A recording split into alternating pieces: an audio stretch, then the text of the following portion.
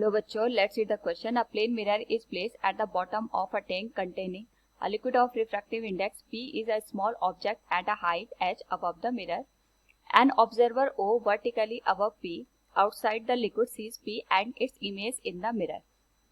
The apparent distance between these two will be, here we have given a diagram with 4 options. Now to answer this question, first we will discuss here the key concept, and here the key concept is given as the relation between real depth and apparent depth in case of the refraction. तो जो refractive index होता है ये हमारे पास ratio होता है real depth और apparent depth का, क्योंकि हमारे पास यहाँ पे जब भी हम रिफ्रैक्शन देखते हैं फ्रॉम वाटर और एनी लिक्विड टू एयर, हमारे पास जो यहाँ पे रियल डेप्थ होती है वो हमें कुछ कम दिखाई देती है, जिसको हम अपेरेंट डेप्थ का नाम देते हैं, and it is denoted by this formula mu equals real depth upon apparent depth. साथ में हम यहाँ पे देखेंगे कि हमारे पास जो प्लेन मिरर होता है, प्लेन मिरर के थ्रू जो भी इमेज बनती है, उस केस में हमारे पास सपोज ये प्लेन मिरर है, हमने इससे जितनी डिस्टेंस पे ऑब्जेक्ट को रखा होगा उतनी ही डिस्टेंस पे यहाँ पे हमारे पास इमेज का फॉर्मेशन होता है.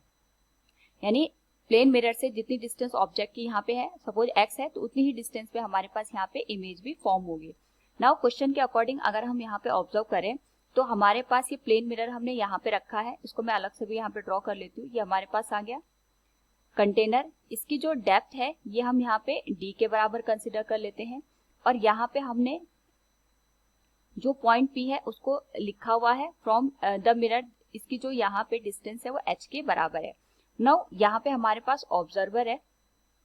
इस पर्टिकुलर केस में सबसे पहले हम ये देखेंगे कि हमारे पास यहाँ पे जो प्लेन मिरर हमने रखा हुआ है इसके थ्रू जो इमेज बनेगी वो, क्योंकि मिरर हमने यहाँ पे रखा है और जो P पॉइंट है, मिरर और P पॉइंट के बीच की जो डिस्टेंस है वो h के बराबर है, तो मिरर यहाँ पे P पॉइंट की इमेज बनाएगा, तो वो हमारे पास यहाँ पे h डिस्टेंस तक ही यहाँ पे इमेज बनाएगा. यानी जो इमेज बनेगी यहाँ पे उसकी जो मिरर से डिस्टेंस होगी वो h के बराबर ही होगी.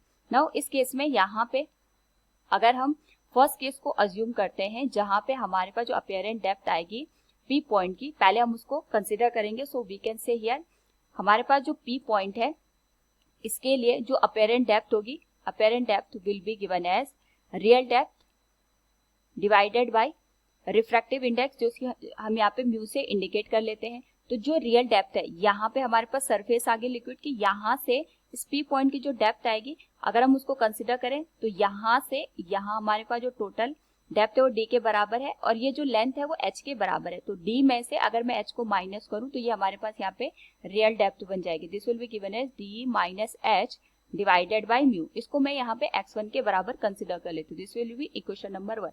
नाउ यहाँ पे जो इमेज बनेगी P की वो यहाँ पे बनेगी, इसको मैं P डैश से इंडिकेट कर लेती हूँ. अब यहाँ पे जो P डैश के लिए अपीयरेंट डेप्थ आएगी, अपीयरेंट डेप्थ फॉर इमेज, तो इसके लिए जो हमारे पास यहाँ पे अपीयरेंट डेप्थ आएगी that will be given as real depth. यानी जो इमेज है इसकी जो डेप्थ होगी, इस सरफेस से जो लेंथ आएगी पहले हम उसको कंसिडर करेंगे. तो यहाँ से यहाँ d है और यहाँ से यहाँ हमारे पास h है, तो जो टोटल डेप्थ आएगी real depth that will B d plus h. This will be divided by mu, और इसको मैं यहाँ पे x2 के बराबर कंसिडर कर लूंगी. नाउ क्वेश्चन में हमें क्या निकालना है यहाँ पे, the apparent distance between these two will be, कि इनके बीच की जो अपीयरेंट डिस्टेंस होगी वो कितनी होगी. तो हम यहाँ पे x2 को और x1 को सब्ट्रैक्ट कर देते हैं, तो यहाँ पे इन दोनों के जो अपीयरेंट डेप्थ का डिफरेंस होगा वही इनके बीच की अपीयरेंट डिस्टेंस मानी जाएगी. So x2 minus x1 this will be given as d plus h divided by mu minus d minus h divided by mu के बराबर. एलसीएम सेम है इस केस में. This will become d plus h minus d, minus minus का plus हो जाएगा, and this will be divided by mu. Similar term यहाँ पे कैंसिल कर देंगे तो ये आ जाएगा 2h बाय म्यू के बराबर. This will be the apparent distance between two given condition. So from the given question we can say option B is the right one. Hope all you understood it. Thank you and best of luck.